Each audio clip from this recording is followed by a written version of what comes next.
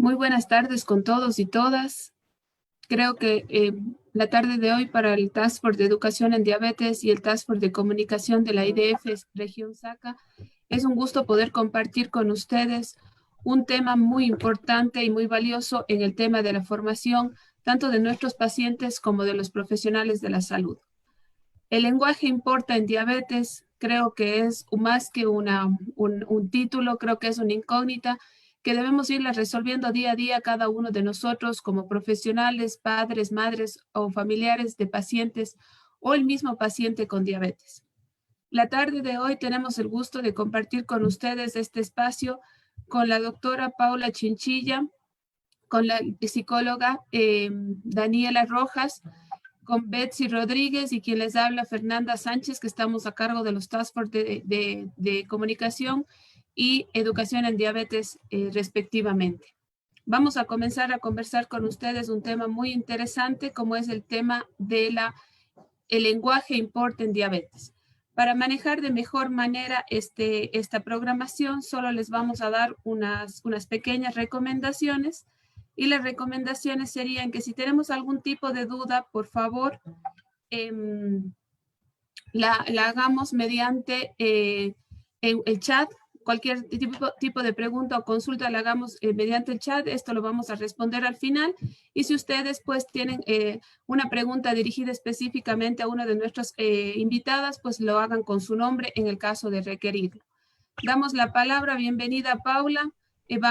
Iniciamos contigo para que nos des un poco la visión general y cómo vamos a trabajar esta presentación con las dos personas que te acompañan. Bueno, muchas gracias, Ana Fernanda, y para mí es una gran alegría poder compartir sobre este tema tan importante. Bueno, les voy a contar un poquitito del documento que no sé si han visto en las publicaciones, que este es un documento que ha sido publicado usualmente en redes que están todas en inglés. Entonces, digamos, el primer documento que se hizo, los primeros documentos que se hicieron fueron en los Estados Unidos, en Australia, Inglaterra. Entonces vimos que no había una opción en español o adaptada a Latinoamérica. Entonces, contactamos al autor del documento de Inglaterra y también fuimos apoyados por una organización en India, que ellos hicieron lo mismo que nosotros, tradujeron el documento a su idioma y lo adaptaron a su cultura.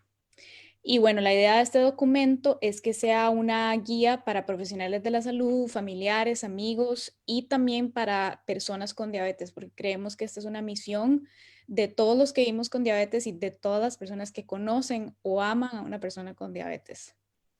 Y bueno, en el documento, si al final lo pueden leer, hay participación de muchísimas personas alrededor de toda Latinoamérica que viven con diabetes o que conocen a alguien con diabetes, como por ejemplo FDJ en Chile, Casa de la Diabetes, Ecuador, Diabetes Latam, Panamá, en Costa Rica, Día Vida, personas de Puerto Rico y de México.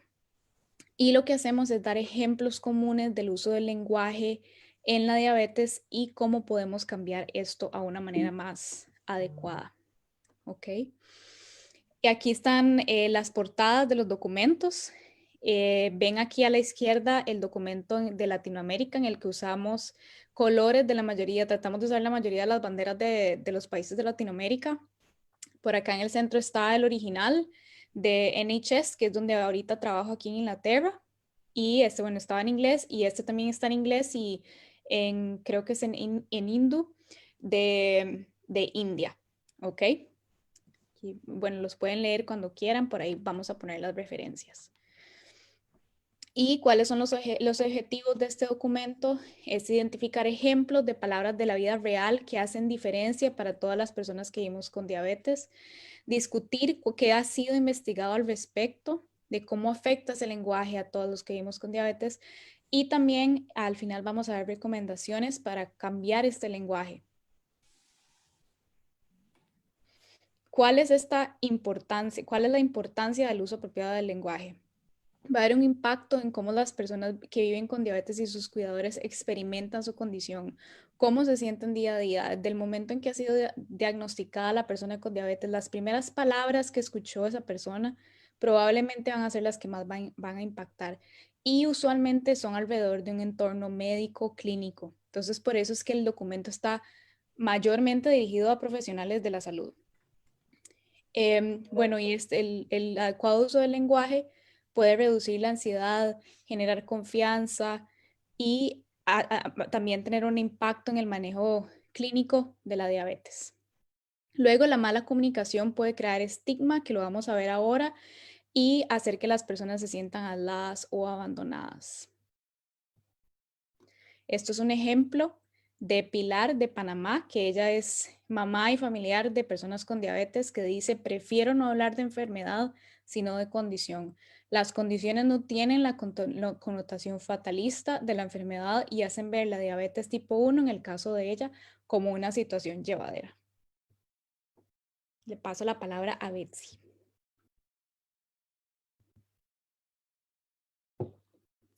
Gracias. Este es un tema que a mí me toca muy de cerca porque para los que no me conocen, yo soy mamá páncreas, ahora a tiempo parcial, pero muchos años atrás fui mamá páncreas full time.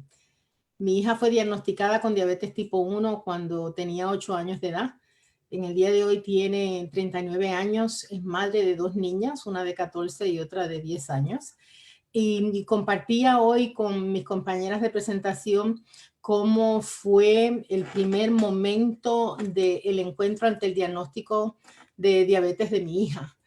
Recuerdo que las palabras del endocrinólogo fueron: Betsy, la vida te va a cambiar de ahora en adelante, a ti y a tu hija. Prepárate para no volver a dormir bien otra vez. Ella va a durar muy poco, no va a poder ser mamá. Entonces se imaginan el panorama y el impacto tan fuerte de esas palabras que marcaron definitivamente la vida de mi hija. En esos momentos mi hija había debutado como la mayoría de los niños con diabetes en franca cetoacidosis, estaba en unidad de cuidado intensivo, entubada, inconsciente, debatiéndose entre la vida y la muerte. Entonces, esas fueron las palabras de aliento ante el diagnóstico de mi hija. Entonces, verdaderamente que cuando una persona es diagnosticada de inicio, las palabras que utiliza el profesional de la salud para ayudar a la familia y a las personas con diabetes al afrontamiento de vivir con una enfermedad compleja como es la diabetes, verdaderamente pueden hacer una diferencia y pueden marcar negativa o positivamente. En vista de mi experiencia que comparto con ustedes, quisiera decirles que en este trabajo que han hecho Paula y Daniela en haciendo esta traducción y adaptación a Latinoamérica, una de las cosas que hemos encontrado en esta investigación, trabajando en relación a esto del lenguaje en diabetes importa, es el uso de estas dos palabras: control. Por ejemplo, los que vivimos con diabetes, si pudiéramos controlar a la diabetes que llegó sin invitación y decidió quedarse por el resto de nuestras vidas, yo creo que la mitad de las situaciones que nos toca vivir como personas con diabetes, pues podríamos controlarlas, vaya. Pero es una situación, es una condición que no la podemos controlar. Entonces, en muchas ocasiones, el uso de la palabra control implica que si no estás en control quiere decir que estás ¿qué? Que estás fuera de control. Por lo tanto, esta palabra descarga la culpa y la responsabilidad total en la persona que vive con la condición. Entonces, en estas nuevas investigaciones en relación al impacto del lenguaje en la diabetes, recomiendan que en vez de usarse estás en control o no estás en control, estás en rango o no estás en rango, se hable de la palabra manejo. Me gustaría entonces invitar a Daniela a que nos compartiera algunas experiencias en relación a estas dos palabras. Daniela, comparte con nosotros tu perspectiva, por favor. Gracias, Betsy. De verdad que un gusto estar hoy con todos ustedes y de verdad comparto, como decía Paula al inicio, que este es un tema fundamental para todas las personas que vivimos con diabetes y con alguna persona o cuando amamos a alguien que vive con esta condición. Y como profesional de la salud mental, creo que el lenguaje es primordial Es algo, el lenguaje tiene poder, sé que es algo que se escucha y se lee mucho, pero a veces realmente no nos damos a la tarea de tal vez prestar atención a lo que esto significa. Y es que con las palabras tenemos la posibilidad de edificar o de juzgar y de cambiar la manera en que nos relacionamos y que las personas se van a relacionar con su propia condición. Y este tema que estamos hablando acá de utilizar la palabra control versus manejo es un ejemplo clarísimo. Les comentaba yo antes a las chicas cuando estábamos preparándonos para esto que tuve la oportunidad de trabajar con una niña que acá en Costa Rica vivía en una zona que es bastante caliente y el calor impactaba sus niveles de glucosa en la sangre. Y ella un día muy enojada llegó y dijo, es que yo no soy Dios, dijo ella, era una niña muy dulcita, y dijo, yo no soy Dios, ¿y cómo se supone que controle el clima? En mi casa hace mucho calor, dijo ella.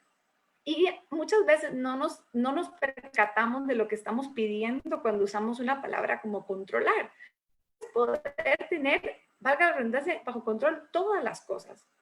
A veces creemos que vivir con diabetes es nada más incluso el ejercicio, el tratamiento y lo que estamos comiendo, pero no nos ponemos a pensar que hay una importante cantidad de factores que realmente impactan nuestras glicemias. Y pedirle a una persona que ya le estamos solicitando suficiente, que tenga el control de todos esos factores, simplemente no es una posibilidad.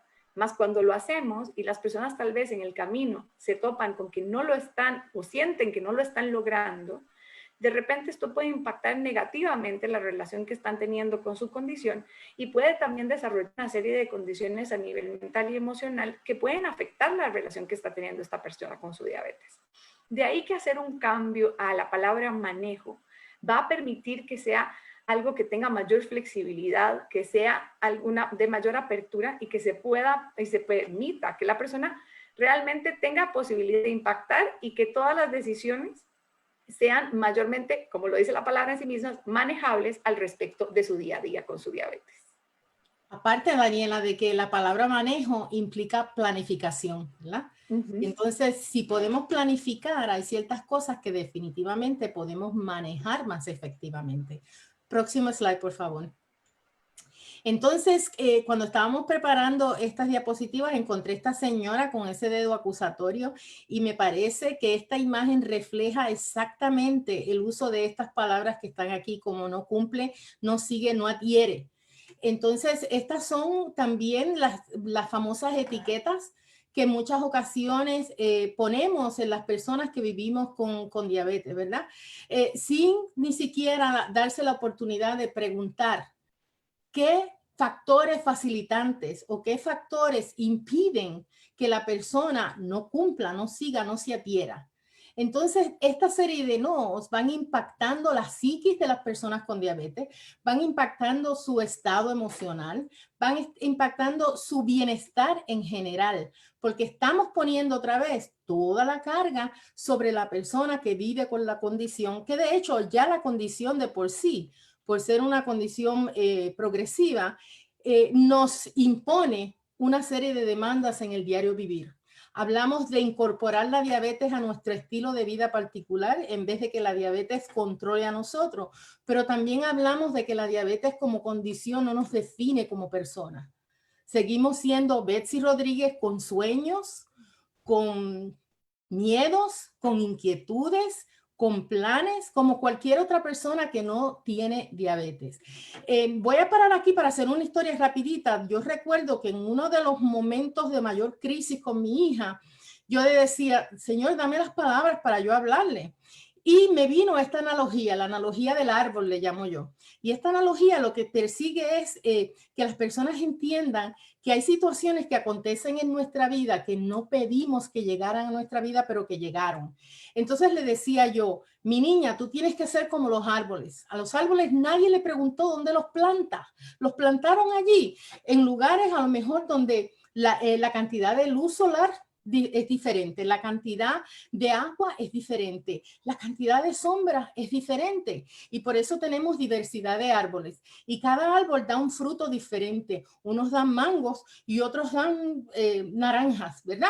Pero tú lo que tienes que tratar de hacer es hacer lo mejor que puedas por los recursos que tienes, como los árboles, como con la cantidad de agua, de luz solar o de sombra que te ha tocado, hacer lo mejor que puedas para que al final tu árbol dé los mangos más deliciosos y ricos o las naranjas más espectaculares, más deliciosas. Y de eso se trata. Entonces, ven cómo el lenguaje va modelando en cierta manera el afrontamiento que las personas tienen a esta condición. Entonces, esto de no cumple, no sigue, no se adhiere, es verdaderamente creando una fuerza y un impacto tan negativo en aquellos que tenemos que vivir con esta condición. Paula, me gustaría escuchar tu perspectiva ahora.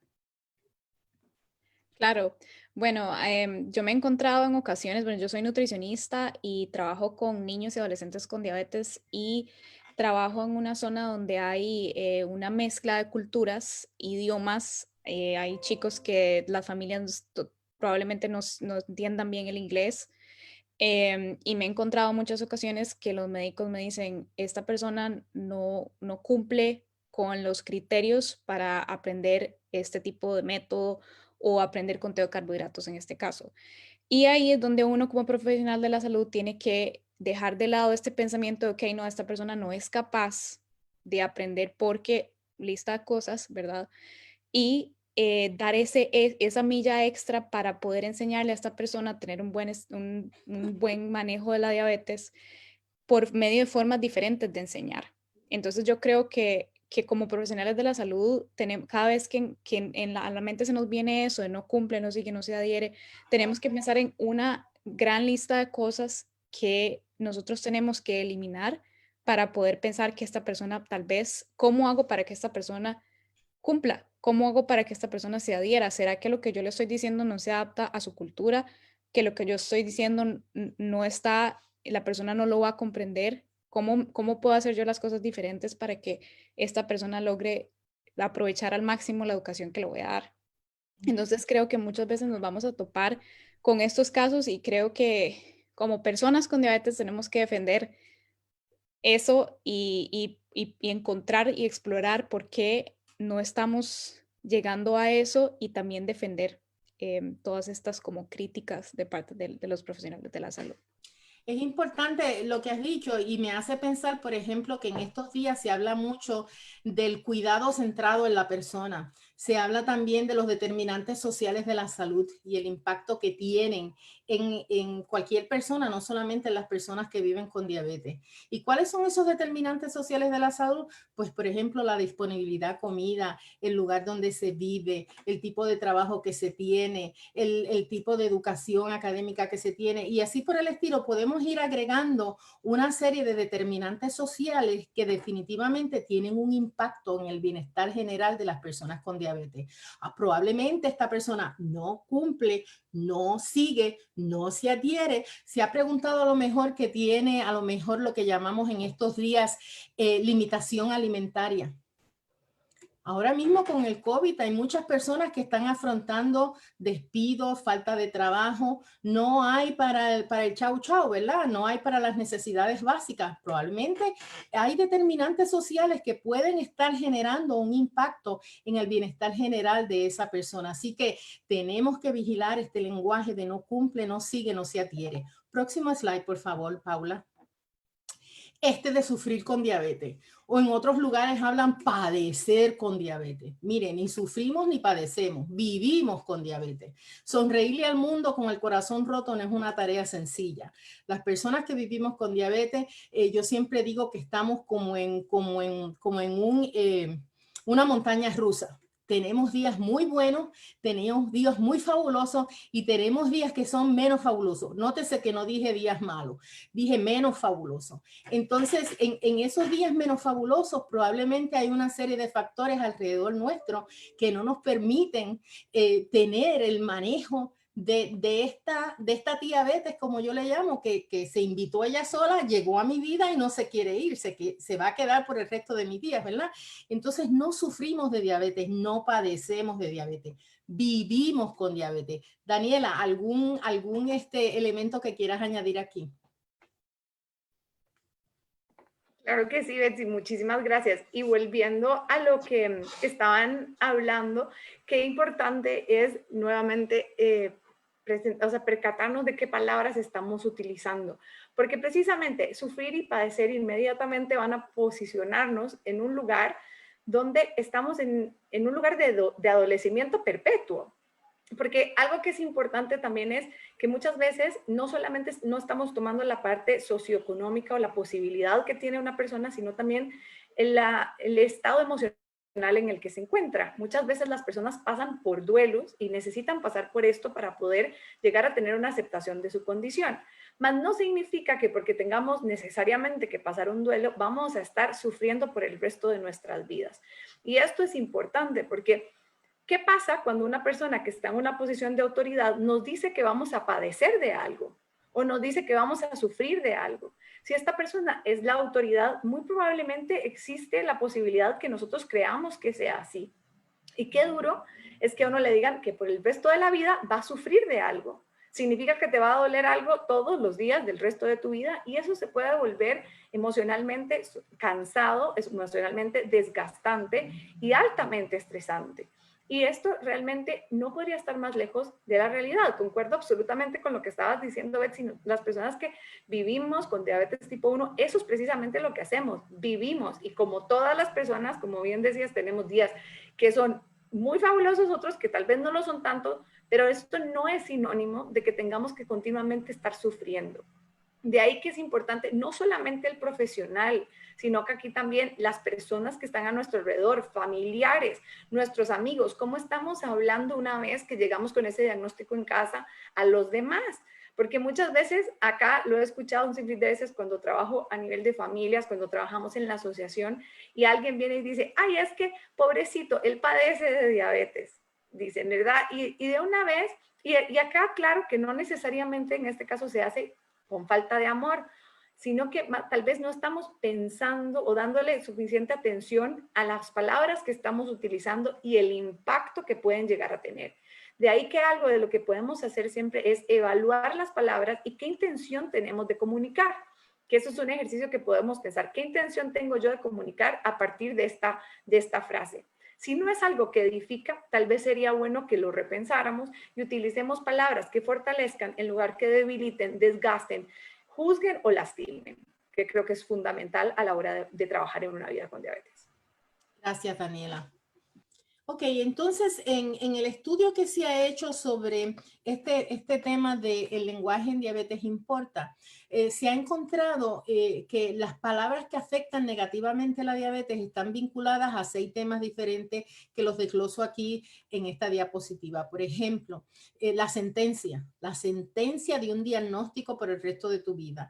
Y con esa sentencia, todo esto que viene de no estar conforme, de no estar controlada, de que no le importa, de que es un fallo, de que no debe, en relación a miedo y ansiedad, tendemos a hacer un énfasis en el desarrollo de las complicaciones relacionadas a la diabetes y en el miedo de decirle, si no te controlas, vas a perder las piernas, si no te controlas, te vas a quedar ciego, si no se controla, se te van a dañar los riñones, si no te controla, y ese constante agonía de tener que pensar en todas las complicaciones relacionadas a la diabetes y que todo el tiempo que tengo un 300 me recuerda aquí, todo el tiempo parece que escucho una voz que me dice fuera de control, es sinónimo de complicaciones. Y cierto es, sabemos que la persona que mantiene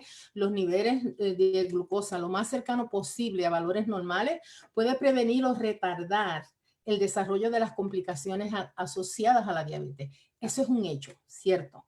Lo que estamos tratando de hablar aquí es el hecho de infundir el miedo y crear un estado agónico de ansiedad, haciendo énfasis en el desarrollo de las complicaciones asociadas a la diabetes.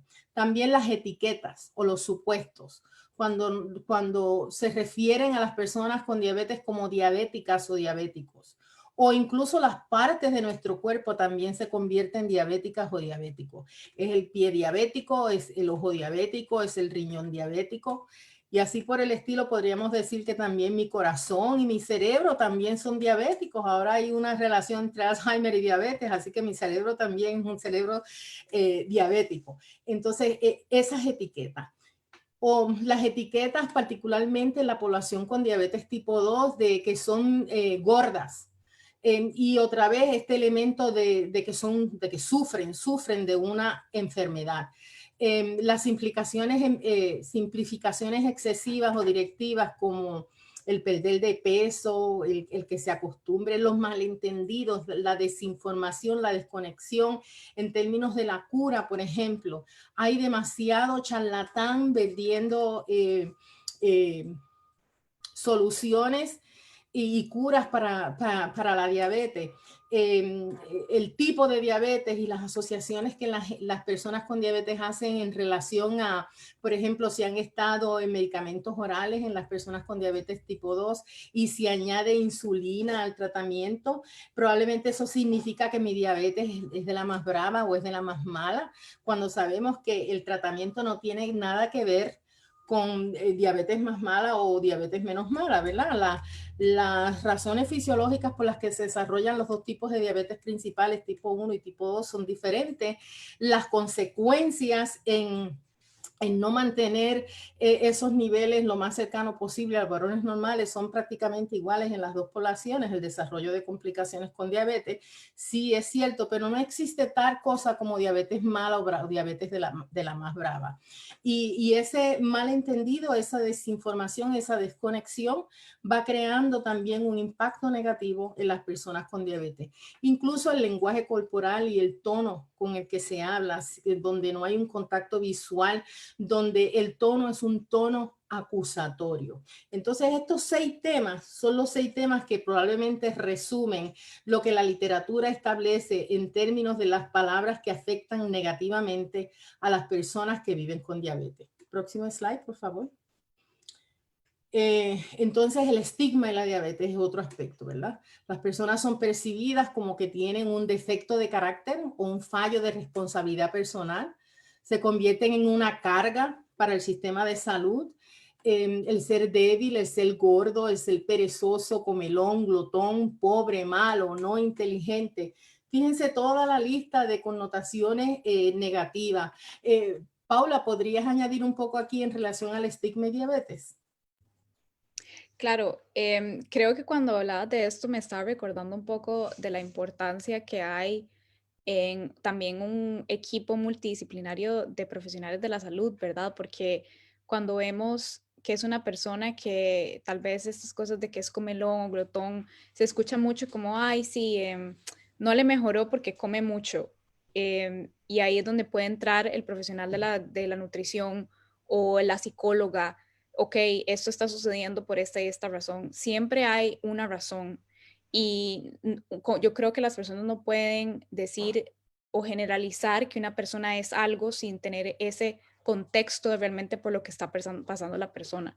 Y esto también va para la familia.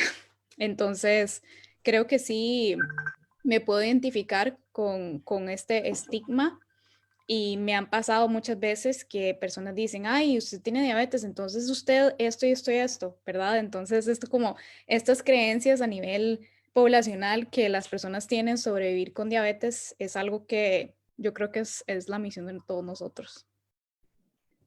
Y aquí yo quisiera acotar algo desde el punto de vista social. Recordemos que tenemos muy mala información sobre diabetes. No tenemos conocimientos o conceptos claros porque de la diabetes se habla solo de lo negativo. Entonces, el momento que una persona se diagnostica con diabetes, tenemos mucha influencia social con cargo de vivencias. Entonces, a mí me sienta mejor este polvo, esta planta, esta pastilla, esta medicación. Y nuestra sociedad o la persona que tiene diabetes se deja manipular por esta situación, por el tema de que el entorno le aconseja, el entorno le critica, el entorno le apoya y es fácil presa de estas situaciones que en vez de favorecer, les complican más. Entonces tenemos que también tener cuidado porque dentro de estos estigmas también la comunidad juega un rol muy importante. Bien, entonces, ¿qué vemos aquí? Vemos otra vez el impacto de las palabras en términos de la culpa, la vergüenza, el miedo, y cómo esa culpa, esa vergüenza y ese miedo hacen que la persona evite o oculte información por miedo a ser juzgado. Entonces, esta situación crea barreras adicionales como son la desconexión en la relación médico-paciente, la desconexión en la relación educador en diabetes y persona con diabetes, la desconexión entre la nutrióloga y la persona que vive con diabetes. Cuando existe esa desconexión, se rompe la comunicación, se crean mayores barreras. Las personas tienden a aislarse, se crea depresión. De hecho, hay términos relacionados a diabetes como el burnout está también los desórdenes alimenticios, particularmente en las personas con diabetes tipo 1. Está hasta la diabulimia, ¿verdad? Bulimia, de diabetes y bulimia, ¿verdad? Otro desorden alimenticio. El diabetes de estrés que tanto se habla, es ese famoso burnout, esa quemazón. Hace que las personas vayan deprimiéndose, aislándose, y esto trae como resultado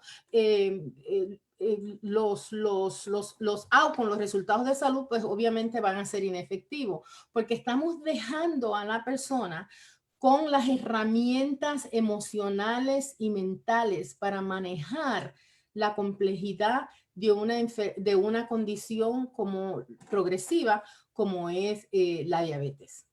El próximo slide, por favor. Entonces, Paula, yo creo que aquí tú podrías comentar algunas cosillas. Ok, bueno, no sé si en esta Dani quiere seguir. Sí, claro, me parece importantísimo esto que estaban hablando antes y mencionando Betsy de las etiquetas antes de entrar acá, que es algo importante porque las personas realmente tenemos, no sé, acá en Costa Rica es muy común, no sé dónde ustedes están o nos están escuchando, pero las personas muchas veces decimos, yo toda mi vida he sido así, por ende, por eso yo soy de esta manera o actúo de tal cual otra forma. Y muchas veces lo que se nos ha dicho que somos, como se nos ha permitido percibir nuestra condición, cómo vivimos, cómo va a ser, cómo está la relación que sostenemos con ella. Entonces, he escuchado muchas veces en la consulta personas que me dicen, yo tengo una diabetes que es sumamente descontrolada y por eso yo no puedo sentirme bien, ¿verdad? Y muchas veces porque sos diabético empezamos a utilizar de mala manera los conceptos como si esto fuera lo que define a una persona, como si la persona no es persona, como si no fuese ante todo un estudiante, un hijo, un hermano, un esposo, un profesional. Simple y sencillamente lo etiquetamos y los ponemos en un lugar, lo cual se puede empezar a creer que esta es la realidad. Y lo mismo nos sucede cuando venimos ante frases como estas. Sufre de diabetes, como lo habíamos hablado, paciente con diabetes, muchas se menciona el nombre de la persona como tal. Y en lugar de estar, cómo es el control de su diabetes, que ya hablamos que no es que se pueda controlar, sino que es importante poder planificar, trabajar para poderla manejar. Hay acá también el tema de que, mira que está muy bien, que esto es mucho que ver, que muchas veces las personas se ponen en comparativos. Entonces, como vos no estás bien, pero él sí, como si todos fuéramos la misma persona, no se toma en consideración ni la condición, ni el hecho y el carácter único de cada individuo. Definitivamente estás o no estás comiendo bien, aplicándote la insulina, y como mencionaba Paula antes, siempre hay una razón para todo y es importante prestar atención a esto. Pero esto empieza por hacer cambios que pueden parecer pequeños, pero son sumamente fundamentales y trascendentales. Y es, en lugar de decir es una persona, es un diabético o sufre de diabetes, podemos empezar a decir es una persona que vive con. Aquí estamos hablando que si bien es cierto, vive con esta condición, pues probablemente antes, como yo diría, bueno, yo soy psicóloga, mamá, esposa, trabajo con la asociación y vivo con diabetes. No es algo que me resume, no es algo que me define en sí mismo, porque sí es cierto que mi diabetes está conmigo, pero soy más que eso.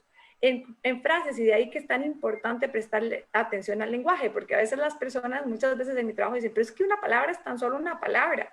No, una palabra realmente tiene el poder de edificar, de juzgar, acompañar, de empoderar y de también lograr que la relación que se sostiene con una condición con la que vivamos, sea una saludable de bienestar o una que tal vez sea que está lejana y que tenga en sí mismo mucha dificultad en el diario vivir. De ahí que es tan importante, y aunque parezca básico, hacer estos cambios pueden hacer tremenda diferencia en la vida con diabetes de cualquier persona.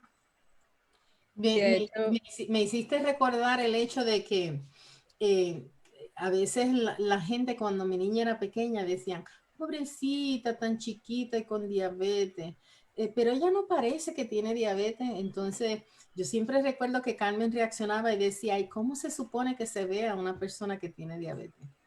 ¿Será que tendremos que tener 5 ojos y 2 cabezas? Entonces, a veces incluso estos comentarios que yo sé que no se hacían con un mal corazón, como decimos del país donde yo vivo, ¿verdad? Están motivados al amor y la misericordia que se tiene, pero si están empleados de manera incorrecta, van a tener un impacto negativo. Y de hecho, cuando es esta última parte de definitivamente estás o no estás, pasa mucho digamos, como tal vez un nutricionista que diga como, ok, voy a mandarle este plan nutricional y bajó de peso, buenísimo, soy buenísima, el plan nutricional estaba excelente, pero si la persona no bajó de peso, si la persona no bajó sus glicemias, definitivamente no está siguiendo el plan, definitivamente no está haciendo lo que yo le digo. Entonces creo que cuando eso sucede, cuando eso está en nuestra cabeza o los padres de familia ven que las glicemias de los chicos, adolescentes están por todo lado, definitivamente está comiendo cosas en la escuela. Y puede ser que simplemente está en la adolescencia y los niveles tienen que estar locos porque las hormonas. Entonces creo que esto es algo que, de hecho, o sea, yo no voy a ser hipócrita, creo que la mayoría de nosotros hemos pensado de alguna de estas formas y por eso es que también es tan importante este documento para que, ok, no solo verlo como en el lado de todas las personas que están alrededor mío están hablando un lenguaje erróneo, pero también están nosotros. Perdón, Paula, que aquí quiero añadir que algo que muchas veces hacemos es decir, este número es bueno, este número es malo, ¿verdad? Y esto no solamente a nivel de glicemias, a nivel de peso, a nivel de cantidad de carbohidratos, y realmente el número es solamente un número. Tal vez si empezamos también desde ahí a cambiar y no juzgar, y algo que yo siempre digo es, véalo, deténgase, estúdielo y aprenda. No necesariamente es nada más diga, no me gusta este número malo. Bueno, podrán haber números que no nos hagan tanta gracia como decimos acá en Costa Rica, pero en lugar de empezar a decir, tengo siempre números malos, podemos decir, bueno, estos son los números que tengo, ¿qué me están diciendo? Porque esa parte también es importante y muchas veces lo que estás diciendo de hablar, ¿cómo me hablo yo a mí? ¿Cómo le hablo yo a mis glicemias? ¿Qué pienso? Hace también una importante diferencia en cómo nos relacionamos con esto. Y acá, bueno, me parece importantísimo, bueno, que tenemos acá el privilegio de tener a Betsy en este día con nosotros, pero esta frase me parece importantísima que nos la comparte y dice, me gustaría concluir citando a Dickinson cuando dice, de hecho, ha llegado el momento de reflexionar sobre el lenguaje de la diabetes y compartir ideas con otros. Los mensajes de fuerza y esperanza significarán el progreso hacia los objetivos de erradicar el estigma y considerar a las personas primero. Y bueno, creo que no pudiste haber escogido una mejor frase. De verdad que ahí se engloba todo lo que en este momento necesitamos al respecto del manejo de nuestra condición. Por acá también tenemos frases de personas, y si usted que está hoy con nosotros se puede relacionar con alguna de estas, que dice, odio la diabetes, es muy difícil para mí controlar lo que como y hacer todo, es un gran esfuerzo. Reconocer si puede haber diabetes burnout e impacto en el bienestar y manejo de la diabetes es fundamental. ¿Por qué? Porque puede pasar, si no lo que viene aquí en negrita, las personas pueden empezar a pensar, estoy siendo un mal diabético, sé que me van a regañar. Muchas veces cuando trabajo con personas me dicen, a mí me da pavor porque me van a decir que lo estoy haciendo mal, que soy un mal paciente, que soy un mal diabético, que soy una mala persona, como si realmente todo esto nos fuera a definir. Es por esto que es tan importante que pongamos atención, porque nuevamente, tener diabetes implica una serie, diabetes tipo 1, diabetes tipo 2, implica una serie de esfuerzos diarios. Esto es importante. Esto muchas veces se nos olvida, pero estar chequeándonos continuamente, contar carbohidratos, son cosas que uno puede aprender, lo hacemos todos los días, pero no significa que no requiera de un esfuerzo y un trabajo diario todo el tiempo. Muchas veces pensamos también, y siempre digo, las personas les gusta pensar que uno nada más vive con diabetes y no tiene que trabajar, no tenés familia, no tenés vida. Pero realmente tenemos una vida entera, tenemos los que ya estamos más grandes, en ocasiones tenemos como mi caso, esposo, hijos, trabajo, cuando estás en la escuela tenés clases, compañeros, el que te gusta, tenés otro montón de cosas más allá que solo tu diabetes. Y en ocasiones tener que lidiar con esto se puede volver demandante e incluso se puede volver cansado. Y si no trabajamos en el lenguaje, si no estamos atentos a la parte también emocional, las personas pueden tener mayor dificultad en sostener, como decía antes, una relación, no buena, sino una relación adecuada con su condición que les permita vivir sanos y felices con ellas. Acá también tenemos la frase de Diana Novelo, que es una persona con diabetes tipo 1 en México, que dice: cuando me han preguntado si mi diabetes está controlada, siempre he dicho que sí, para no dar más vueltas al asunto. Pero al darle esa respuesta siento que me estoy mintiendo. Para mí la palabra control implica perfección. Mi diabetes no es perfecta, sino que la manejo lo mejor que puedo. Y acá está clarísimo lo que estamos hablando. Y bueno, creo que Pau, no sé si vos continúas con esta de acá. Sí, claro. Y esta es de frases de familia o amigos o conocidos de personas que viven con diabetes. Y bueno, hay un millón, ¿verdad? Obviamente no podemos cubrir todo lo que hemos escuchado en los años que hemos vivido con diabetes, pero hay dos que nos gustaría resaltar y es: mándele cualquier cosa excepto insulina. Hay un miedo general por la insulina. Y si ustedes se ponen a pensar, la insulina es algo que nuestro cuerpo, bueno, no el mío porque yo tengo diabetes, pero nuestro cuerpo produce, ¿ok? Naturalmente. Entonces es muy importante quitar ese miedo a la insulina y que si a una persona le dicen es necesario usar insulina es porque es la mejor decisión, ¿ok? Y creo que este concepto en los profesionales de salud, los familiares, los amigos, todo eso tiene que ser manejado con mucho cuidado, porque ¿qué pasa si al final, si cuando uno dice, mándele cualquier cosa excepto insulina y no se la manda, ¿y qué pasa si en 5 años se la van a mandar? ¿Cómo se va a sentir esa persona? Se va a recordar de esa frase de, ok, ¿por qué mi mamá o por qué mi hija dijo que cualquier cosa excepto esto como si fuera algo que me fuera a envenenar? Entonces es muy importante la forma en la que nos referimos a los tratamientos, ¿verdad? Y otra que también escuchamos bastante frecuentemente, no necesariamente en frente de los niños o familiares o amigos, es: la vida de mi hijo, familiar o amigo está arruinada.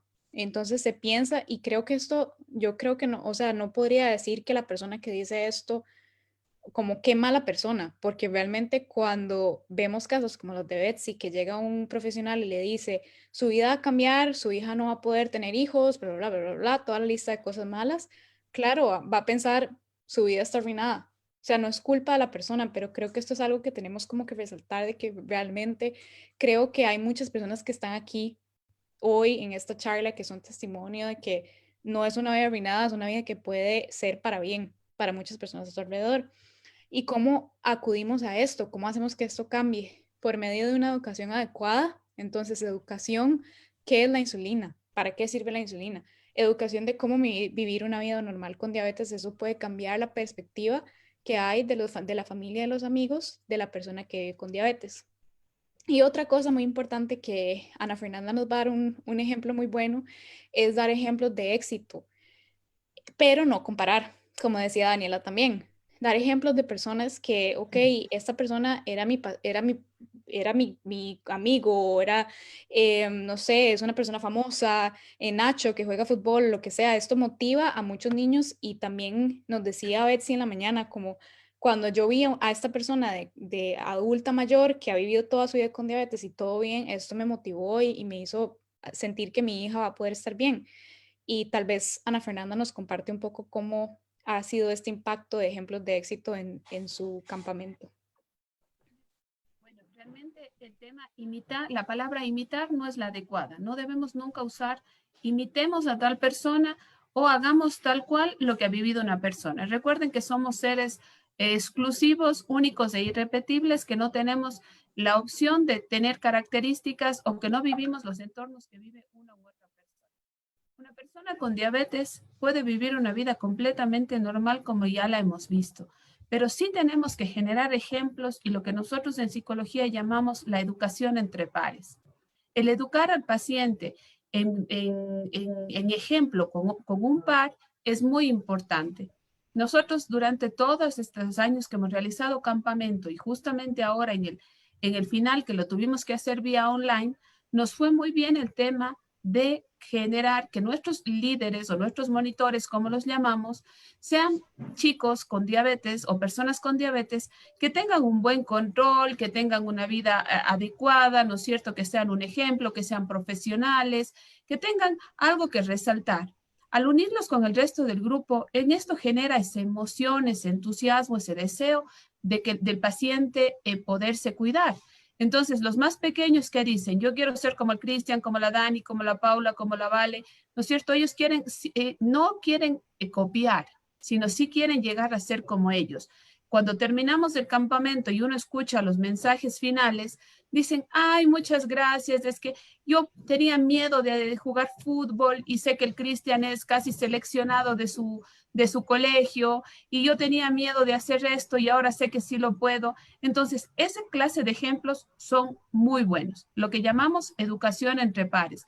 No dejemos, no quitemos estos espacios, pero el limitar es muy diferente, ¿sí? El tratar de llegar a ser como otra persona, eso no nos ayuda, porque mejor eso nos retrasa, nos hace generar una ansiedad, porque siempre estamos buscando esa competencia, buscando ese deseo, y qué va a pasar si no lo logramos. Entonces, esto es muy importante, esta visión general es muy importante que ustedes la tengan dentro de lo que vivimos a diario en cada uno de nuestros hogares. En mi caso, como mamá de una hija con diabetes, y en el caso de las personas que nos están exponiendo, quizás que viven con diabetes día a día. Perfecto. Y bueno, esto es algo que escribió Natalia Delgado, que ella es de Puerto Rico, nutricionista y vive con diabetes. Dice, términos absolutistas, que también es algo muy común entre los familiares. Siempre estás descontrolado, nunca comes saludable. Las palabras o frases absolutistas son aquellas con un significado de totalidad, bueno o malo, siempre o nunca. Este método al hablar presenta una postura rígida y prejuiciosa, sin analizar los diferentes factores o dimensiones de lo que se analiza. La vida es cambiante con altas y bajas a nivel personal, emocional, social, económico y muchas otras áreas. Con la diabetes pasa lo mismo. Aunque es importante establecernos metas, es importante también recordar que habrá días con altas y habrá días con bajas basados no solo en lo que nos comamos, sino en cómo nos sintamos. Y de hecho, esto me recuerda que hay una publicación que habla sobre los 42 factores que afectan la diabetes, o sea, que afectan un número. Entonces, esto también, por si me quieren preguntar al final. Ok, y ahora, ¿cuáles son las acciones que vamos a decir no? Ok, las acciones que pueden afectar el lenguaje. Ok, primero que todo, avergonzar o culpar. Ok, dar la culpa a la persona de un mal resultado, ¿verdad? Y como yo decía ahorita, qué difícil es dar la culpa a la persona por un buen resultado. Usualmente nos damos la razón a nosotros por un buen resultado. Después tener estereotipos, decir, esta persona porque tiene un bajo nivel socioeconómico no me va a entender, que es lo que muchas veces pasa en donde yo trabajo. Esta persona porque es muy adulto o es un adulto mayor, entonces, ¿para qué? ¿Para qué voy a explicarle qué es la diabetes tipo 2? Y eso también pasa mucho y me da mucha cólera. O estereotipos de niños también. Este niño no va a entender qué es la diabetes, mejor solo me dirijo a los papás y no le explico al niño, ¿ok? Entonces siempre tratemos como de pensar, estoy estereotipando a esta persona por alguna razón y cómo va a afectar esto en cómo esa persona va a vivir su diabetes. Luego suponer y ser prejuicioso de lo que venimos hablando, no de fijo no lo hizo, seguramente no. Discriminar, que esto también pasa hoy en día, porque es una persona de un diferente color, porque es una mujer, porque es puede ser que el trato del profesional de la salud sea diferente o de los amigos o lo que sea. Explorar las razones. Cuando estamos enfrente de una persona y vemos que algo no está bien, que no están siguiendo recomendaciones, que no se están poniendo la insulina, ¿será que tenemos que ir más allá, explorar? Y si tenemos un equipo también de personas alrededor de nosotros, podemos analizar juntos qué le puede estar pasando a esta persona para no ir de una vez a la conclusión de no está haciendo esto. Luego estigmatizar, que es todo lo que venimos hablando, y amenazar, que esto es algo que muchas veces creemos que es la única forma. Si no asusto a esta persona, no va a hacer nada. Y hay muchas diferentes formas de advertir sobre complicaciones, pero no es amenazar sobre complicaciones o amenazar en que si no se cuida le envíen la insulina, que eso es súper común. ¿Ok? Y entonces, todo esto que acabo de decir lo vamos a intercambiar por esto. ¿Ok? Ser claro en lo que decimos. A veces sé que muchos profesionales es difícil porque no tenemos tanto tiempo para hablar, tal vez, pero si dedicamos un tiempo aparte de esas consultas a pensar en cómo puedo ser yo más claro en lo que yo digo, cómo puedo ser yo para que mis 15 minutos de consulta sean entendibles para esta persona. Alentar a las personas, motivar, ser respetuosos con lo que decimos, tranquilizar, y no solo a la persona con diabetes, sino a las personas alrededor. A veces vamos a encontrar personas enfrente de nosotros que la persona está tranquila porque tal vez ni siquiera ha asimilado su diagnóstico, pero las personas alrededor están completamente sin esperanza, con miedo. Entonces también nuestras palabras pueden tranquilizar, pueden dar paz a las personas. Fomentar confianza, ser una persona que es inclusiva, que vea a todas las personas que tiene enfrente como iguales y dice, bueno, no, aunque esta persona tenga tenga dificultades de lenguaje, de aprendizaje, vamos a verlo como una persona que necesito poner el mismo esfuerzo que a la persona que es súper fácil que siga mis consejos, ¿ok? Y ser culturalmente competente, esto es sumamente importante y en esto me identifico muchísimo, que ahora les contaba al principio que trabajo en un lugar donde hay chicos del Medio Oriente, de África, de Polonia, ingleses, de habla hispana, hay de todo. Entonces, ¿cómo hago yo como profesional de nutrición para hablar solo un idioma a personas de diferentes culturas? Yo necesito como profesional investigar sobre qué comen las personas de Polonia, qué comen las personas del Medio Oriente. Entonces eso va a hacer que el tratamiento o que el abordaje sea más adecuado para esta persona y efectivo. Porque si creemos que diciendo lo mismo vamos a impactar a cada persona que vamos a ver enfrente de nosotros, eso no va a ser así. O la parte socioeconómica. Ahora también me recordaba Daniela que muchas veces nutricionistas decimos comprar semillas de chía con semillas de goji y semillas de hemp y, ¿verdad? Como todos esos productos como superfoods y cosas así que son carísimos en la mayoría de países. Y es una persona que le cuesta comprar frutas y verduras. Entonces, ¿cómo estamos realmente centrando nuestro enfoque en ser culturalmente o socioeconómicamente competente? ¿O estamos hablando de a una persona que no puede comprar tecnología en diabetes? Ahorita, por ejemplo, en Costa Rica es demasiado caro comprar una bomba de insulina, por ejemplo. Y empezamos a decir, ay, una bomba de insulina sería genial. No, analicemos primero con qué persona estamos hablando. Y realmente podemos informar, pero no alentar a hacer cosas que la persona le va a dar vergüenza decir que no la puede comprar. Y por último, y lo más importante, empatía. Ponernos en los pies de esa persona. Y ustedes pueden decir, como, ay, tal vez para usted sea fácil porque usted vive con diabetes tipo 1, pero no es fácil para nadie. Yo creo que todos somos tan diferentes que yo no puedo decir que yo por tener diabetes tipo 1 puedo entender a cada una de las personas que tengo enfrente que tienen diabetes tipo 1, porque todos tenemos realidades diferentes. Entonces creo que la empatía se trabaja, lleva su tiempo, pero entre más la practicamos nos va a fluir mejor.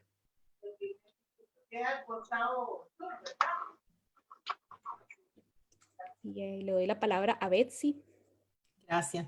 Le pido de favor que mantengan sus micrófonos en mute. Entonces ahora yo creo que hemos llegado a este punto del webinario donde queremos compartir con ustedes algunas recomendaciones. Cómo esto que hemos estado discutiendo podemos verlo en recomendaciones tangibles. Por ejemplo, la primera recomendación es la utilización de un lenguaje que sea neutral, de un lenguaje que no juzga, de un lenguaje que está basado en hechos o en la acción o la fisiología o la biología. Y vemos en la burbuja roja, por ejemplo, vemos esta expresión. Dice, su diabetes no está en buen control. Parece que sus esfuerzos en la planificación de comida y ejercicio y metformina falló, por lo que es hora de añadir otro medicamento. ¿Qué distinta sería la historia si este mismo mensaje se reforma y se dice de la siguiente manera? Su nivel de A1C reciente es de 8.5. Esto está por encima del objetivo del 7.0 que discutimos. ¿Qué estamos hablando aquí? Estamos usando un hecho y estamos hablando de fisiología y biología, de acciones, pero no estamos poniendo eso en el contexto de juzgar. Entonces, estoy pensando que añadiendo otro medicamento que funciona de una manera diferente podría ayudar. ¿Qué le parece si tratamos esta nueva estrategia de manejo? Entonces, no solamente ha cambiado la forma en que se lleva el mensaje, sino también que ha incluido a la persona en la selección de ese tratamiento. Y les recuerdo, para aquellos que no lo saben, en el 2017 la Federación Internacional de Diabetes sacó la Carta de Derechos y Responsabilidades de las Personas con Diabetes. Y uno de los derechos establece que los que vivimos con diabetes tenemos el derecho a formar parte de la toma de decisiones de nuestro tratamiento. Así que cuando hablamos del lenguaje centrado en la persona con diabetes, nos referimos precisamente a que sea individualizado, que considere el entorno social, emocional, psicológico y el apoyo que tiene la persona para descubrir cuál será el mejor tratamiento para manejar, no controlar, para manejar la diabetes y las circunstancias particulares. Aquí vemos en este ejemplo en verde que se le ha dado el dato, su A1C está por encima del objetivo. Vamos a buscar una solución juntos. Es el mensaje. Dice, ¿qué tal si añadimos otro medicamento? Le dice que actúa de manera diferente. ¿Para qué? Para quitar esa percepción de que mientras más medicamentos se añaden, más terrible es mi diabetes, ¿verdad? Y luego lo incorpora en la toma de decisiones cuando le dice, ¿qué le parece si tratamos esta nueva estrategia de manejo? Daniela, ¿algo que quieras añadir?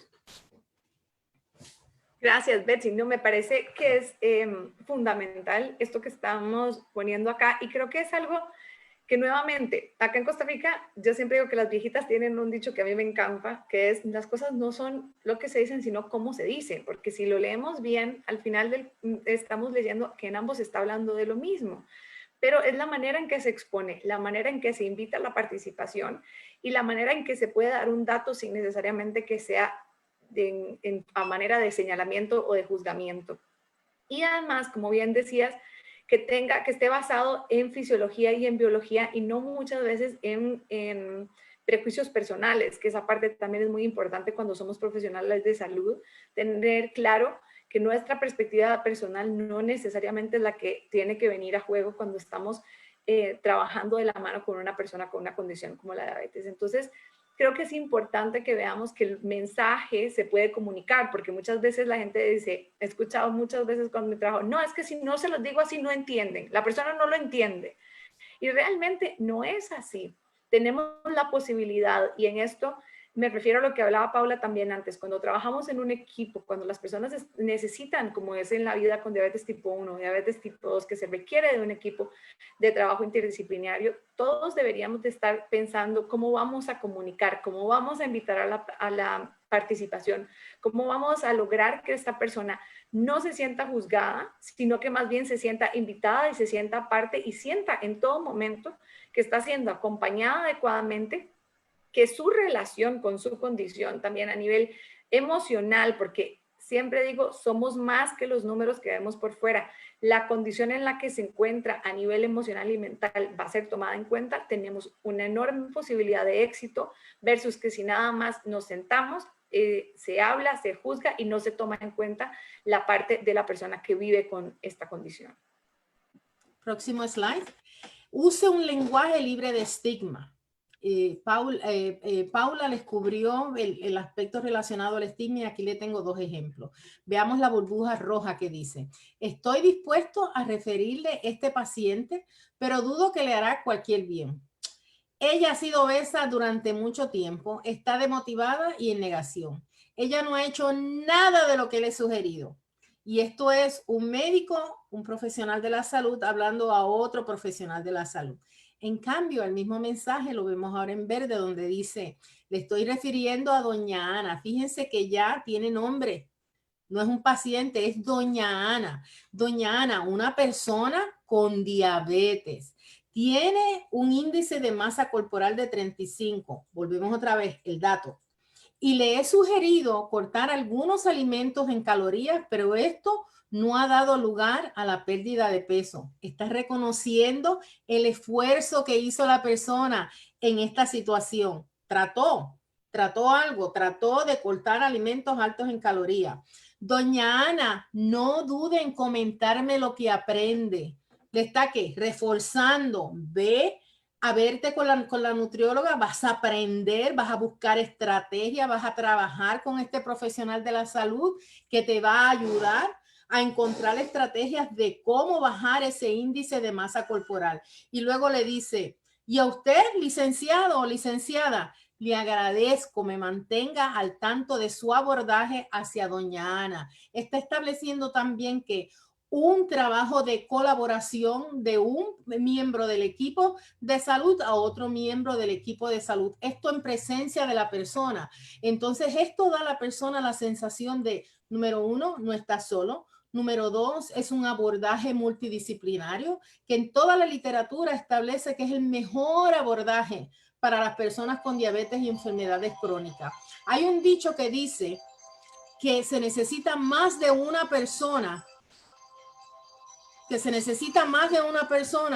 para crear una villa. Se necesita más de una persona para crear una villa, ¿verdad?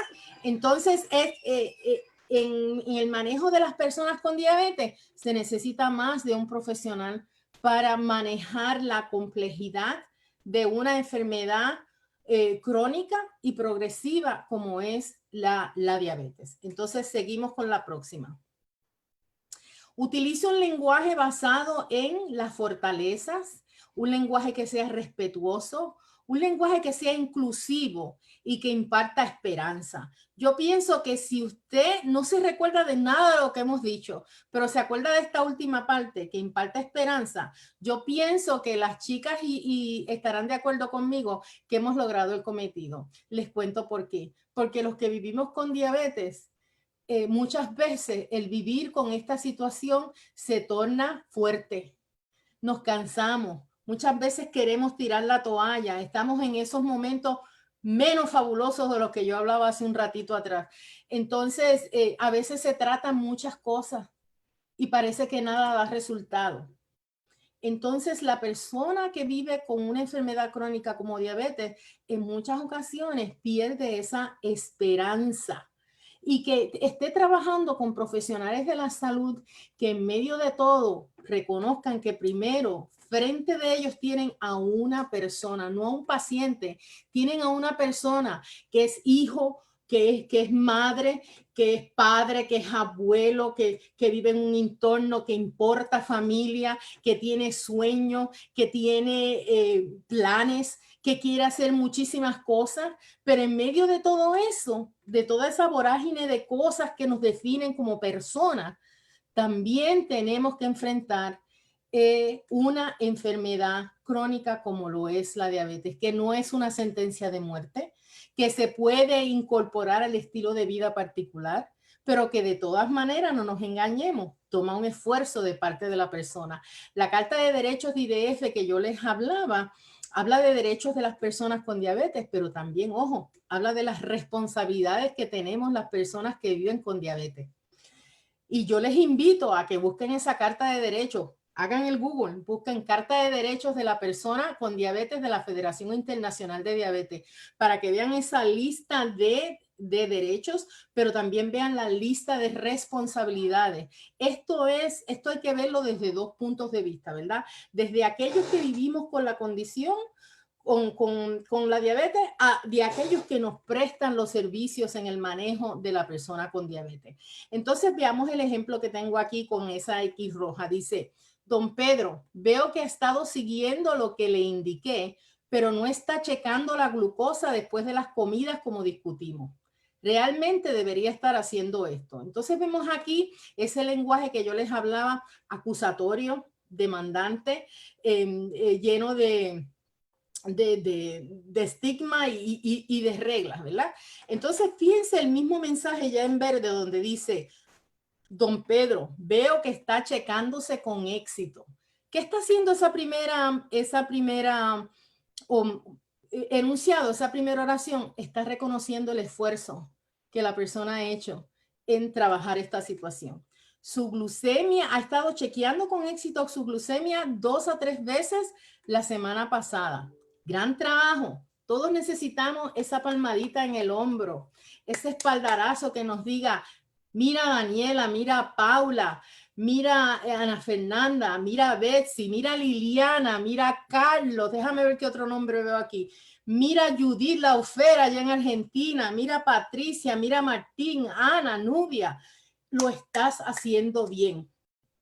Todos necesitamos eso, ¿cierto? Necesitamos esa palmadita, necesitamos ese refuerzo que nos da, es la gasolina que necesita nuestro espíritu para seguir adelante, ¿verdad? Entonces, estás haciendo un gran trabajo. Esto, lo que puedes hacer ahora, ¿qué te parece si ahora compruebas también después de las comidas un par de veces? Estamos diciendo exactamente lo mismo, pero estamos hablando desde el punto de vista de la persona. Los que manejamos diabetes sabemos que el impacto de las glucemias después de las comidas son los que impactan mayormente el valor de la A1C.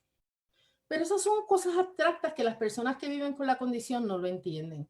Entonces sí, estamos felicitando el éxito, el esfuerzo que ha hecho, el trabajo que ha hecho de chequearse esa glucemia, pero estamos recomendando que se cheque después de las comidas. Use un lenguaje centrado en la persona. Entonces, fíjense el primer ejemplo. Los diabéticos que sufren de hipertensión deben seguir una dieta DASH. Es un lenguaje que impositivo, ¿verdad?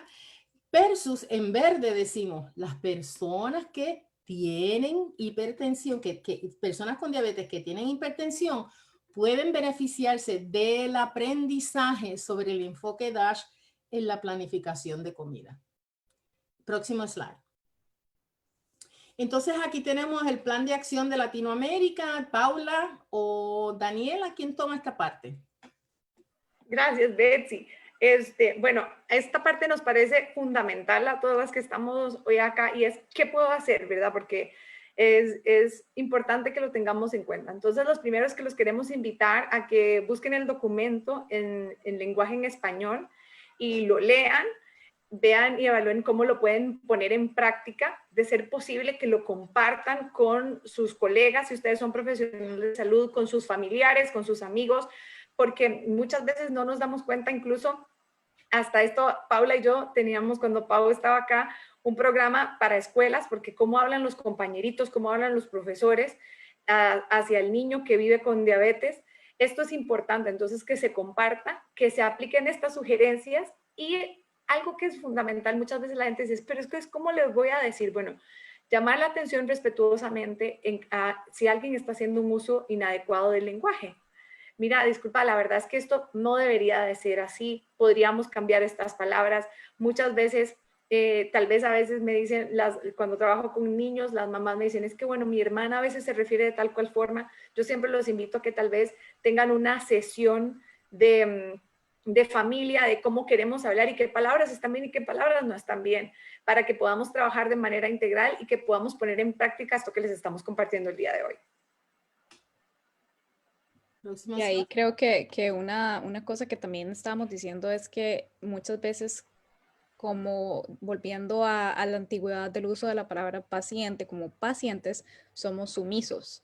Entonces, todo lo que nos dice el médico, la nutricionista, la enfermera, es lo que yo tengo que poner como ok ahí arriba, pero no importa cómo yo me sienta o no importa si incluso, porque muchas personas que vivimos con diabetes a veces decimos como, no, yo sé que el cambio que hay que hacer es este, pero ¿cómo yo le voy a decir eso al médico? ¿Cómo yo le voy a sugerir al médico que hagamos otro cambio? ¿Cómo yo le voy a preguntar al médico que me explique por qué hicimos este cambio? ¿Verdad? Entonces, es salir de esa silla en la que estamos sentados, solo escuchando, escuchando, y después nos vamos a recoger nuestra prescripción a nosotros estar sentados como en pacientes, ¿verdad? Que ya no somos pacientes, somos personas empoderadas.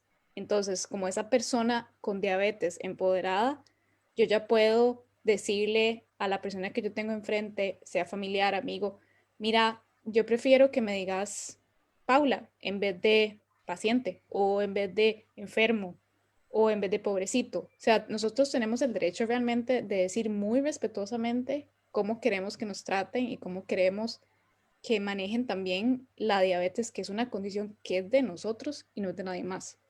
¿Okay? Absolutamente, Pau. Y creo que acá también había olvidado mencionar que también lo tocamos en la mañana, que es la parte de que aquellos que son profesionales en salud y también familiares, es cómo te gustaría que nos refiriéramos a estos u otros temas y que tengamos la posibilidad de decirlo, porque algunas personas dicen que no les molesta utilizar ciertas palabras al respecto de esta condición, de su condición, pero otras que sí.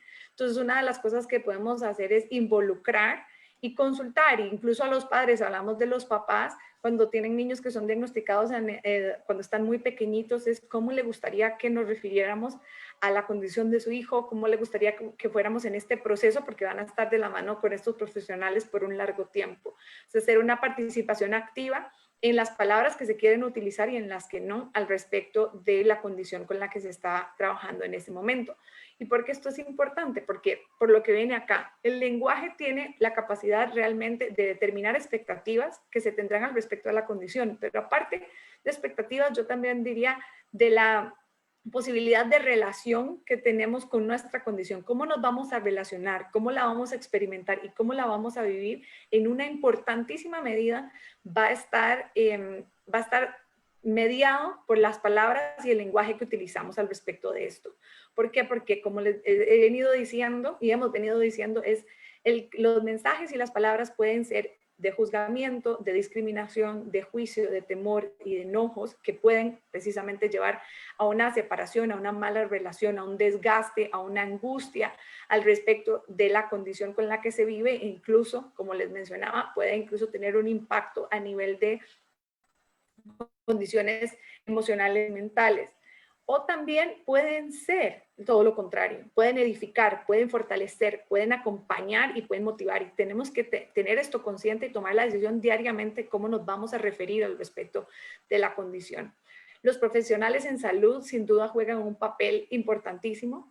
Creo que es importante recordar que si bien es cierto, hay que involucrar a todas las personas en esto, muchas veces las personas confían en el médico en salud, confían en el profesional de salud y en su opinión. Muchas veces por algo están ahí. Entonces es fundamental que también cada cual reconozca este lugar y sea empático con la persona que tiene enfrente. Y si hay algo que yo siempre digo es, piense si fuera su mamá, si fuera su hijo, cómo le gustaría que le hablaran y cómo le gustaría que le explicaran.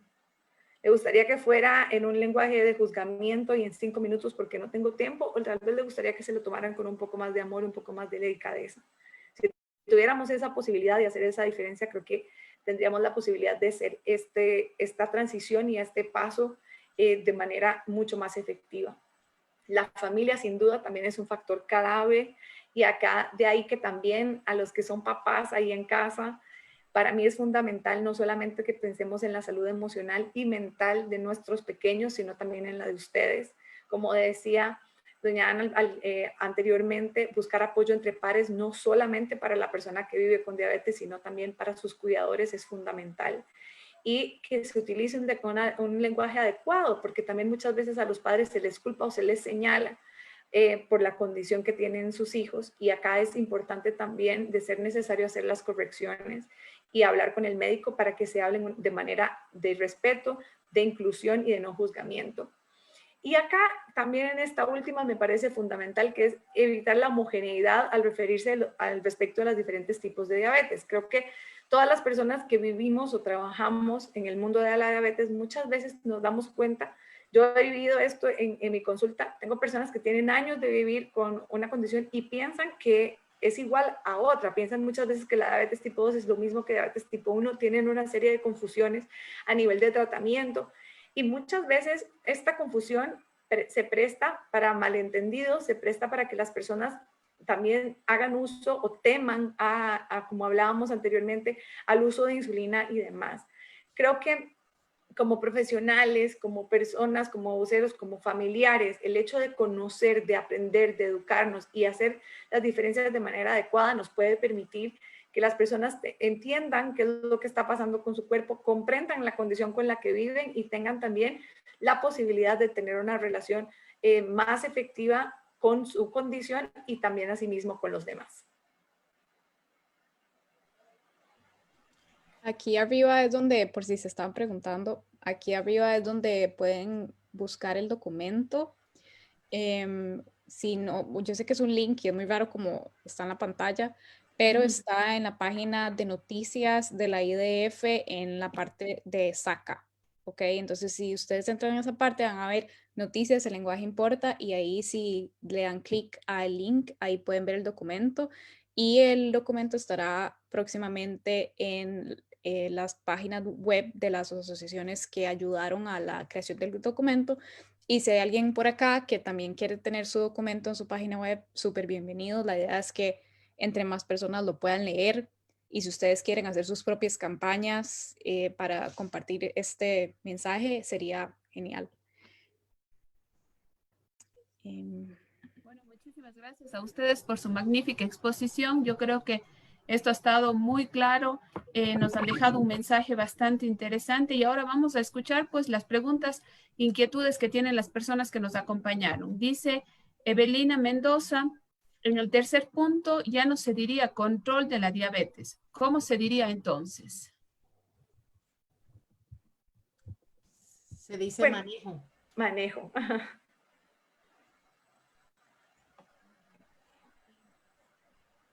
Marcela Madrigal nos comenta, dice, saludos desde Costa Rica, deseo agradecerles por el abordaje tan integral y un análisis tan robusto.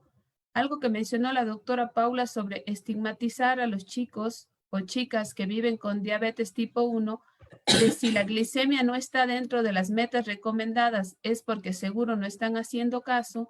Este es un error común que como nutricionistas cometemos frecuentemente y que parece que debemos cambiar este pensamiento y la manera de transmitir nuestro mensaje sin generar juicios. Valiosísimos los comentarios de las expositoras. Muchas gracias por su comentario.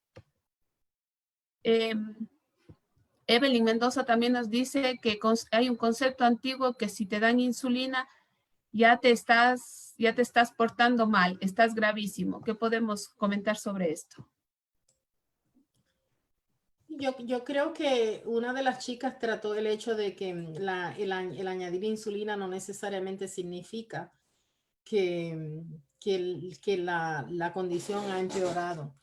Y Paula hizo referencia a que las personas que no tienen diabetes producen insulina. La insulina es una hormona, entonces la debemos ver como un complemento.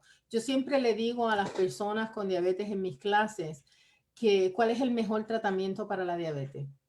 El mejor tratamiento para la diabetes es aquel que me ayuda a mantener mis niveles de glucosa lo más cercano posible a valores normales, tomando en consideración mi estatura, mi peso, mi estilo de comer, mi estilo de vida, las formas que me gustan y no me gustan, las actividades que hago. Cuando el médico toma en consideración todos esos aspectos, incluso los determinantes sociales de la salud, y busca ese tratamiento que trae como respuesta mejores perfiles glucémicos, ese es el mejor tratamiento y es diferente de una persona a otra porque el tratamiento debe ser individualizado. De hecho, se han hecho varios estudios de que las personas que viven con diabetes tipo 2, porque también si hablamos de insulina en diabetes tipo 1 o diabetes tipo 2 es completamente otro planeta, ¿verdad? Diabetes tipo 1 no se produce insulina, necesita insulina, sino literalmente el paciente, la persona se puede morir, ¿ok? Sin insulina el cuerpo no funciona. Y en la persona con diabetes tipo 2 se han hecho estudios de que si se inicia con una terapia de insulina no tan radical, se preservan las células beta, que son las que producen insulina en el páncreas. Sin embargo, también hay muchas como cosas ahí, que es lo del peso, ahorita hay miles de medicamentos nuevos que se pueden utilizar también en diabetes tipo 2 que también pueden reemplazar la insulina al principio, pero o sea, es tan individualizado que no se puede decir, o sea, es totalmente erróneo el término de la insulina es mala. Y Okay. hay ahora otros tratamientos inyectables que no son insulina. Exacto. Aquí lo importante es que el educador, el médico o cualquier profesional de la salud que esté manejando a esta persona enseñe cuál es la acción del medicamento. Porque particularmente las personas con diabetes tipo 2 que pueden tener más de una terapia, piensan que porque tienen todos esos medicamentos que han sido añadidos, su diabetes se ha agravado. Cuando le explicamos cómo funcionan y cómo interactúan y qué efecto tienen en el cuerpo las diferentes terapias y cómo se complementan unas a otras para manejar los diferentes eventos de perfiles glucémicos que una persona con diabetes puede presentar por los mecanismos mismos de la condición, entonces la persona entiende que no es que mi diabetes se ha agravado, es que están buscando, lo que yo les decía ahorita, alternativas que te permitan mantener tus niveles de glucosa lo más cercano posible a valores normales la mayor parte del tiempo. Absolutamente. Y creo que eso lo más importante acá, hemos por una educación adecuada, porque muchas veces nos sorprende que las personas pueden vivir años con una condición que no comprenden. Muchas veces ni siquiera quieren insulina. Entonces creo que es fundamental que nosotros nos aseguremos de qué tanto. A veces las personas les da pena preguntar qué es la diabetes, les da pena preguntar qué tipo de diabetes tengo, porque se supone y la gente asume que debería de saberlo, pero siempre acá doy espacio. Si usted vive con diabetes y tiene una duda, hágala. Y si usted es un profesional de salud, esté abierto y haga también la consulta. ¿Entiende usted que es su condición? Porque, ¿por qué habría una persona de pensar que estaría mal que utilice, se requiere insulina? Si todas las personas requieren insulina, es asegurarnos que las personas están empoderadas para poder hacer las consultas necesarias y además asegurarnos de que las personas comprendan lo que realmente es vivir con la condición con la que viven. Muchas gracias por sus respuestas. Tenemos otra opinión que nos hace justo Judith Lafer desde Argentina. Padres de niños con diabetes no aceptan la palabra duelo. Lo relacionan con muerte cuando siempre desde las instituciones de personas con diabetes queremos transmitir vida en diabetes, vida plena en diabetes. Bueno, esa me parece una excelente pregunta. Me parece que es, y que por supuesto está directamente relacionada al lenguaje. El proceso de duelo es un proceso por el cual las personas pasan no únicamente a la hora de un diagnóstico, pero el duelo a la hora de trabajar en el ambiente de psicología es el duelo que se hace por una pérdida real o imaginaria.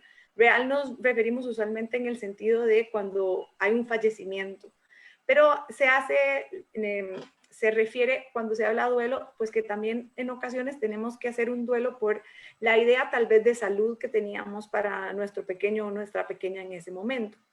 Pero concuerdo en que es una palabra que es fuerte y usualmente cuando uno pregunta qué significa, la gente inmediatamente dice muerte. Entonces, una de las cosas que creo es lo mismo que hablábamos acá. Es importante porque las personas inevitablemente van a pasarlo.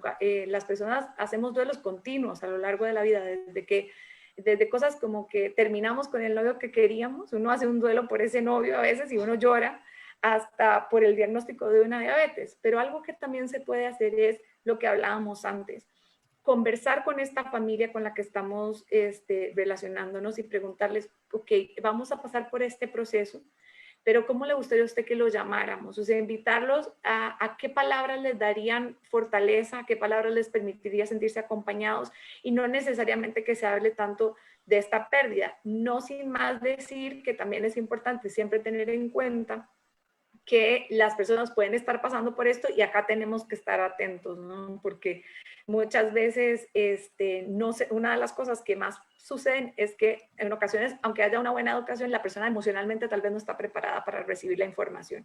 Pero bueno, esto es importante, y creo que si en efecto ustedes están viendo en su comunidad que esta palabra en particular está teniendo un impacto negativo, se puede invitar a que se converse qué palabra le gustaría intercambiarlo y qué les haría sentir más acompañados en este momento de diagnóstico. Es importante también recordar que hay incluso una teoría, la teoría de Kübler-Ross, que habla de las etapas que enfrentan las personas en condiciones crónicas. Y la primera etapa precisamente es esa, la etapa de duelo, y es la etapa de la negación, donde la gente dice, no, esto no me puede estar pasando a mí, los resultados se equivocaron, no soy yo, es otra persona, esa etapa de duelo. Entonces, la segunda etapa es la etapa de la ira, ¿verdad? El coraje, ¿por qué a mí? ¿Por qué a mi hija? ¿Por qué a mi hijo? Y luego entonces la tercera etapa habla de la etapa de negociación. Mira, Señor, si tú me sacas de esto, si yo mando una promesa, si yo hago ayuno, si yo recurren a una serie de estrategias, empieza esa fase de negociación. Entonces esta diabetes se va a ir. Y entonces la cuarta etapa habla de esta etapa de la depresión, ¿verdad? Donde la gente dice, yo no puedo con esto es demasiado para mí, no vale la pena vivir de esta manera. Y finalmente la quinta etapa es la etapa de aceptación. Este es el momento donde las personas hacemos paces con esta pérdida, permitiéndonos la oportunidad de vivir una vida productiva a pesar de tener que manejar complejidades con una condición crónica. Entonces son etapas que las personas pasan, y les cuento que estas etapas es un proceso cíclico. Hay ocasiones donde ya que hemos llegado a esta última etapa de aceptación, en momentos dados a lo largo de vivir con una condición crónica como diabetes, podemos retornar a la ira o podemos retornar a la negación y volvemos otra vez, ¿verdad? Como que agarramos ese segundo hálito, aliento, y volvemos y decimos, hay que coger este toro por los cuernos y para arriba, para adelante, para atrás, ni para coger impulso. Y son etapas normales. ¿Sí? Es importante que debemos recalcar, y es justamente la multidisciplinaridad en el manejo de la diabetes, porque muchas de las veces todos los profesionales queremos usar todo tipo de lenguaje, pero si nos dejaran a nosotros, en el caso de los psicólogos, hablar de este periodo de duelo y de las etapas hasta llegar a la aceptación, yo creo que fuera mucho más entendible y no se generara ese miedo. Muchas de las veces nosotros queremos hacer un todo del paciente, y a veces es lo que les pasa por lo general a los médicos, ¿no es cierto? A los endocrinólogos, diabetólogos, que quieren en una consulta o en un espacio abarcar todo el concepto del manejo de la diabetes, y eso es lo que no debemos hacer. Es ahí donde que debemos hablar de la multidisciplinariedad, porque quizás si el médico habla de un duelo, la perspectiva va a ser tomada del paciente desde un duelo, desde muerte. Pero si el psicólogo le habla de un duelo y le dice que es, como nos explicaba Daniela, que es una pérdida que vamos teniendo, y en este caso es una pérdida de la salud, y la enfocamos en un contexto más familiar, menos amenazante, va a ser acogida de mejor manera. Entonces, por eso, el trabajo en equipo multidisciplinario es importantísimo en el tema del manejo de la diabetes. Sí, y acá por eso, en base a lo que decía Betsy de Kübler-Ross y lo que estás diciendo vos, algo que es fundamental es la normalización de la salud emocional en la vida con diabetes y en general. Hoy en día las personas también tienen mayor dificultad en solicitar ayuda en la parte emocional que en lo que necesariamente respecta a la salud física. Y realmente es necesario, porque en base a Elizabeth Kübler-Ross, que es pues de las mayores expositoras del duelo, es necesario vivirlo para poder tener una aceptación. Y no es que se vive una vez, uno tiene, como les decía, distintos duelos a lo largo de la vida, incluso el mismo respecto de la diabetes, del trabajo, de un sinfín de cosas. Y es importante que se normalice la posibilidad de hablar de salud mental para que en caso de que estemos pasando por alguna de estas etapas y se nos está haciendo dificultoso, tengamos la posibilidad de pedir apoyo y ayuda de manera interdisciplinaria para que tengamos la mejor relación posible con nuestra condición, independientemente del momento en el que nos encontremos. Y que sepamos, lo que también decías, algo que hemos visto y se ha investigado, es el apoyo entre pares, el escuchar a alguien. Yo también pasé por eso, yo también me sentí mal, yo también me sentí muy triste, yo también me sentí muy enojado. Esto hace que no nos sintamos solos y que tengamos la posibilidad de saber que no vivimos con una condición que nos aísla o que nos estigmatiza, y esta parte también es fundamental. Yo quisiera añadir el hecho de que yo siempre digo que cuando vivimos con diabetes, uso la analogía de que cuando pienso que sé todas las respuestas a mis preguntas, me cambian las preguntas y tengo que empezar a aprender otra vez. Les decía que la enfermedad, la diabetes es una condición progresiva, ¿verdad? Y entonces hacemos todo nuestro empeño por manejarla lo más efectivamente posible. Pero en algún momento probablemente ciertas complicaciones sí se desarrollan, ¿verdad? Y entonces esto no significa, como yo le digo a mi hija, no has perdido tu capa de Amazona. Y le decía a un bloguero famosísimo cuando también cuidado el niño y desarrolla gastropares y dice, perdí mi capa de superhéroe. Y decía yo, no, usted no ha perdido su capa de superhéroe. Usted sigue siendo un héroe de la diabetes, un campeón. Simplemente que ahora el vivir con diabetes implica tener otra situación adicional, en este caso gastroparesis. Pero este toro lo vamos a coger por los tuernos y vamos a aprender cómo incorporar ahora la diabetes y la gastroparesis a tu estilo de vida particular. Pero la capa de héroe nunca se pierde. La posición de amazona, de pelear hacia atrás, como le digo yo a mi hija, fight back. Yo no he criado a una perdedora. Yo he criado a una triunfadora. Entonces yo pienso que los que cuidamos de personas con diabetes tenemos que estar ahí para dar ese apoyo, ese ánimo, empujar para que se agarre ese segundo aire que nos permita seguir batallando y seguir la vida en adelante. Les hablaba ahorita de los derechos de las personas, pero también les hablaba de las responsabilidades. Y les voy a decir rapidito aquí, les hice un resumen de las responsabilidades de las personas, porque les decía que esto es dual. Estamos diciendo, profesionales de la salud, cambien su lenguaje, no sean inclusivos y todo este tipo de cosas, pero nosotros como personas con diabetes, como pacientes activos, empoderados y responsables, tenemos también unas responsabilidades. La responsabilidad de compartir la información con su médico, con su equipo de salud sobre su actual estado de salud, todos los tipos de medicamentos que utiliza, las alergias, el entorno social, el estilo de vida y otra información que pueda ser relevante para que el proveedor de la salud determine el tratamiento y las recomendaciones adecuadas. Esa es tu responsabilidad como persona con diabetes. El manejar tu plan de cuidado y de tratamientos adecuados. El adoptar, el implementar y el manejar comportamientos saludables en un estilo de vida como parte de ese manejo diario de la persona, de la diabetes.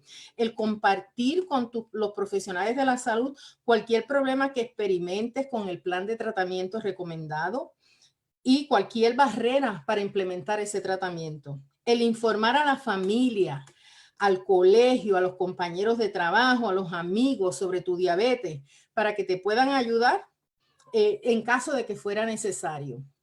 Y mostrar consideración y respeto para con los derechos de otras personas con diabetes y también a los proveedores de salud, aquellos que nos dan el cuidado.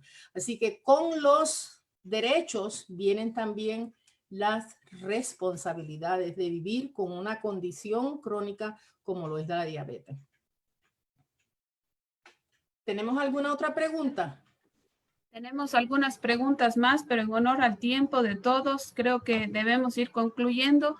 Les queremos agradecer muchísimo a ustedes por esta tarde dedicarse a este espacio para educarse un poco más en este tema tan importante como es el lenguaje dentro del manejo y el control y cuidado de nuestros pacientes, de las personas con diabetes. Hagamos de esta nueva experiencia un espacio para ponerlo en práctica, si es posible, en nuestros hogares, en nuestras vidas, pues y en las vidas de nuestros pacientes. Les queremos agradecer pues a nuestras queridas expositoras Paula, Daniela y Betsy por habernos acompañado esta tarde y por haber hecho de este espacio un espacio muy saludable y muy enriquecedor para nuestros conocimientos.